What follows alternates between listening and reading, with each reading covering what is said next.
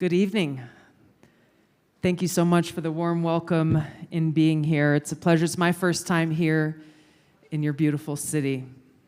And we're gathering here around the most important cause of freedom, something that binds us all together, and something that maybe you, like me and many others, we have taken for granted for too long. But it's not something that we can take for granted anymore because it is our fundamental rights and freedoms that are under attack on almost a daily basis. You know what this means here. We know what this means in our country with what we are going through. We know through the founding of our country how essential freedom it is one of our foundational principles, and it is the heart of any free and thriving democracy, where we can have a truly open marketplace of ideas like we have been having here in the discussions all day today, where we can express our own views, we can take in information from different people who have different experiences and be critical thinkers and draw our own conclusions. That is at the heart of a true and thriving democracy. When we look at how our freedoms are being undermined and why, it's because those in power are terrified of a free people.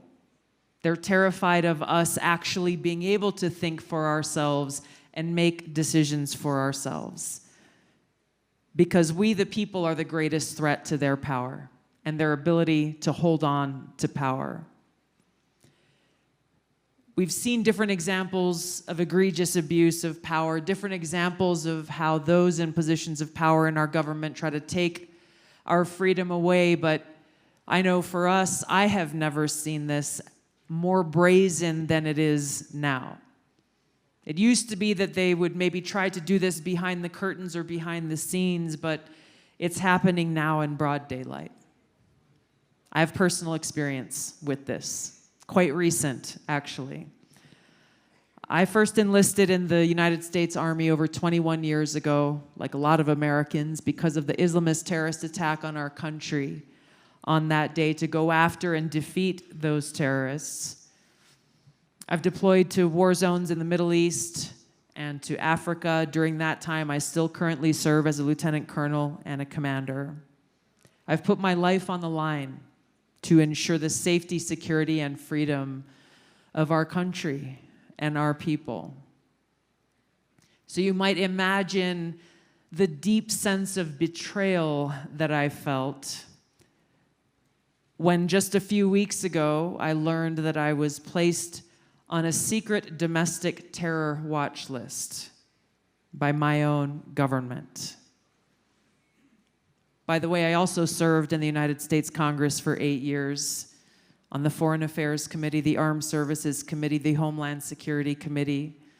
I also ran for president in 2020, and yet because I spoke out against Kamala Harris the day after Joe Biden withdrew his candidacy as the Democratic nominee and endorsed Kamala Harris, I went and did an interview and issued a warning to the American people about exactly what kind of president Kamala Harris would be and how dangerous she would be if elected president and commander-in-chief.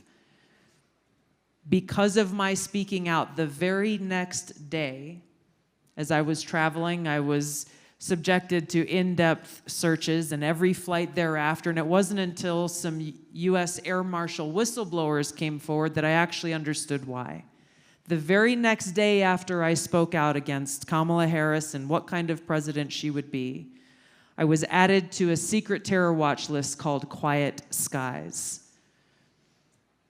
Political retaliation at its best, and that's why these whistleblowers came forward, because they recognized how wrong this is and how the Harris-Biden administration was brazenly weaponizing our law enforcement through an act of political retaliation, bullying, and harassment. This went on for many, many flights. I've been told I'm still on this secret terror watch list. We're taking legal action against the Harris-Biden administration, but it begs the question, why do they do this? I'm not the first person this has happened to by any means, and as long as they remain in power, I won't be the last one. But why do they do this? They want to send a message to people like me, first of all, saying, don't mess with us or we will mess with you. They want it to have a chilling effect on not only me, but those who see what's going on, to say that you should watch what you say. You should be careful about criticizing the Democrat elite and those in power.